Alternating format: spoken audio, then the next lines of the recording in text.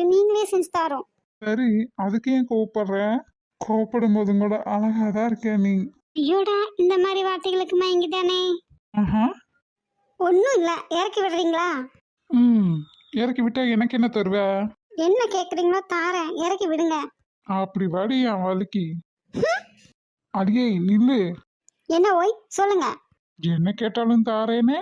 நீங்க என்ன கேட்பீங்கன்னு எனக்கு தெரியுமில்ல. அதான் கொடுக்கறது. பொறுங்க, கொண்டாறேன். அந்த நம்பரை ட்ராக் பண்ணுங்க, இதோ இப்பவே நான் வரேன். என்னங்க கட்டன் சாயா கேட்டீங்கன்னு போட்டு வரதுக்குள்ள.